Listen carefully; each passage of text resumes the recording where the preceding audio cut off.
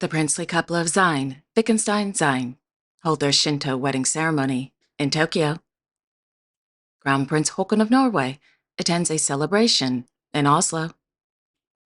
The princely family of Monaco presides over an inauguration in the Condamine.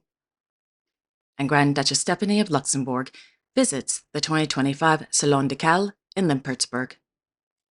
All this and much more coming up next on your Royal Daily News.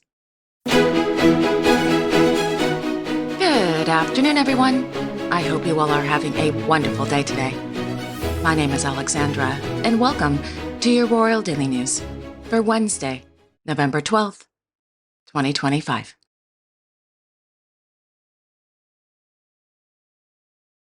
This afternoon, Their Royal Highnesses, Grand Duke Guillaume and Grand Duchess Stephanie of Luxembourg, accompanied by His Royal Highness Prince Guillaume of Luxembourg, attended a pontifical mass in the crypt of the Cathédrale Notre-Dame de Luxembourg. The mass was held in memory of the deceased members of the Grand Ducal family.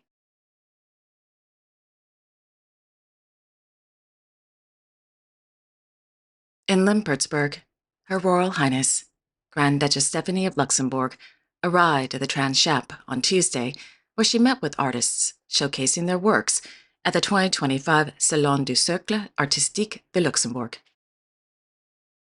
The Salon Ducal is a curated contemporary art exhibition that showcases current works by artists living in Luxembourg, as well as selected international artists. According to a press release, the artists featured are chosen by an external jury made up of national and international experts, ensuring a, quote, fair and diverse selection that reflects the evolving landscape of modern art in Luxembourg, end quote.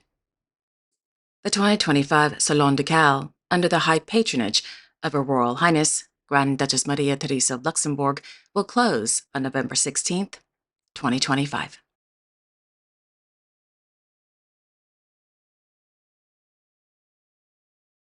On Tuesday, His Royal Highness Grand Duke Guillaume of Luxembourg, as commander of the Luxembourg Army, presided over his first St. Martin's Day ceremony in Diekirch.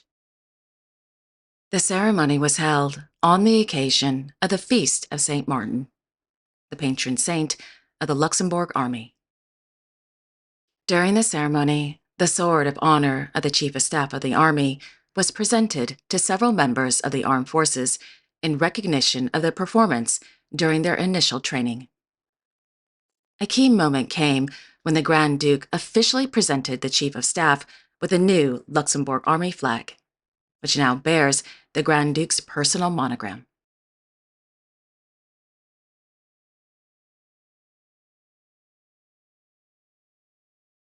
In Den Haag, Her Majesty Queen Maxima of the Netherlands, as honorary chairwoman, hosted the launch of the Financially Healthy Netherlands Foundation at Paleis Noordeinde.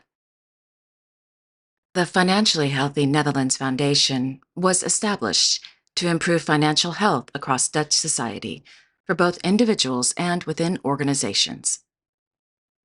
The foundation brings together public and private partners, including government institutions, major companies, and social organizations to prevent debt, promote financial awareness, and strengthen early intervention when financial problems arise. The goal of the foundation is to make the Netherlands a country where fewer people fall into debt, and where citizens, businesses, and institutions work together to promote financial stability and inclusion.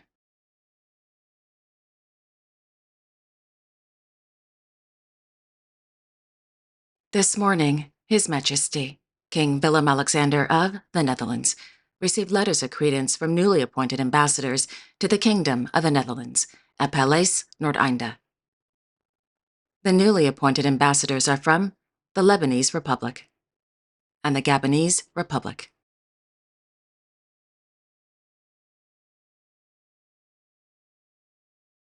In Windsor, His Majesty King Charles III of the United Kingdom presided over the presentation of the Elizabeth emblems to the next of kin of former police officers, firefighters, and other public servants who died in the line of duty. According to Buckingham Palace, the Elizabeth emblem bears the inscription, "For a life given in service," with each recipient's name engraved on the reverse.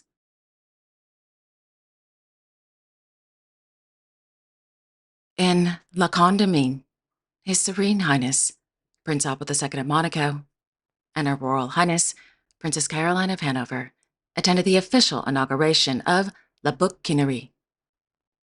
La Bouquinerie is an independent bookstore and cultural venue that opened in August 2025. It is the Principality's first independent bookstore in more than 2 decades, marking a revival of Monaco's local literary scene. According to a press release, the store was founded by Arthur and Camille Laura and was conceived as both a retail and community space.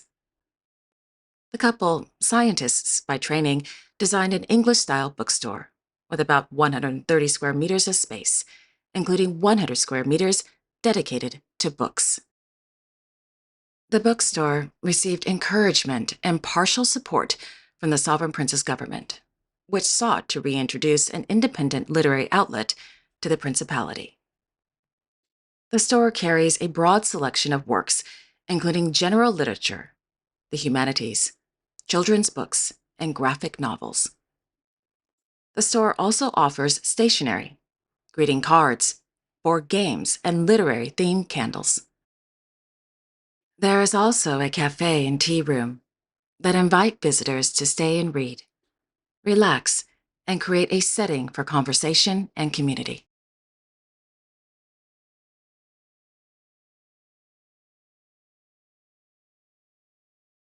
In Beijing, Their Majesties, King Felipe VI and Queen Letizia of Spain, continued their state visit to the People's Republic of China at the invitation of the President, Xi Jinping.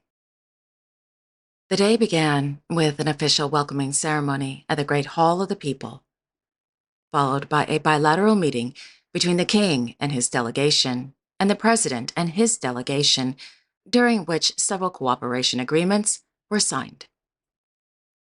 Meanwhile, the Queen and the First Lady visited the Demonstration Center for Services for People with Disabilities. In the evening, the King and Queen attended a gala state banquet hosted by the President and the First Lady at the Great Hall of the People.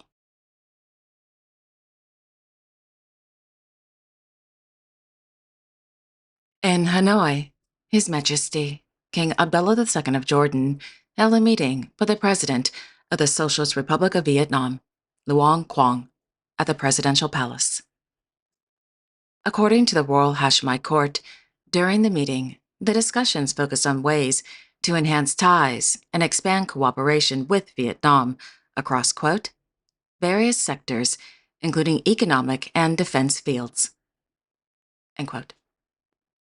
The King and the President also discussed the nearly 45-year relationship between the Kingdom of Jordan and Vietnam, and agreed to deepen cooperation in sectors such as pharmaceuticals, medical equipment, agriculture, and halal foods.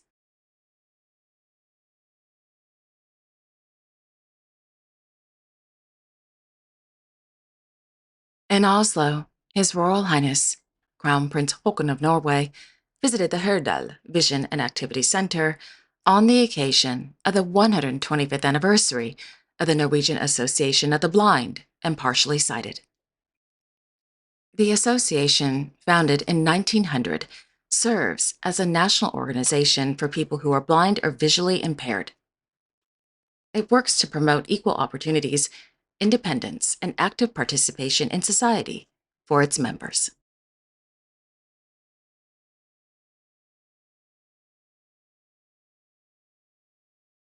On Sunday, Their Serene Highnesses, Prince Peter and Princess Irina of Wittgenstein-Zein, held their Shinto wedding ceremony at the Meiji Shrine in Tokyo. A Shinto wedding ceremony is a traditional Japanese ritual that unites a couple before the kami, or deities. It takes place in a Shinto shrine and begins with a purification ritual to cleanse the couple of negative influences. The couple is then led before the shrine's altar, where prayers are offered for their happiness and prosperity. One of the central moments is a sansankudo, the sharing of the sake in 3 sips from 3 cups, symbolizing the bond between the couple and their families. The bride and groom then exchange rings and make their vows before the gods. The ceremony concludes with a tamagushi offering and a final prayer from the Shinto priest. Following the ceremony, the couple hosted a reception at the exclusive Mitsui Club. Guests attending the reception included Her Imperial Highness, Princess Oguko of Takamoto, members of the princely family of Sein, Wittgenstein-Sein, and close friends. Last month, the couple held their civil wedding ceremony in the Red Salon at Schloss Sein in Germany. Congratulations to the prince and princess, wishing you both a lifetime of happiness, peace, laughter, and love.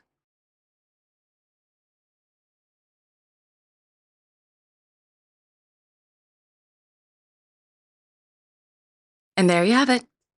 Thank you all so much for joining me this afternoon. I really do appreciate it.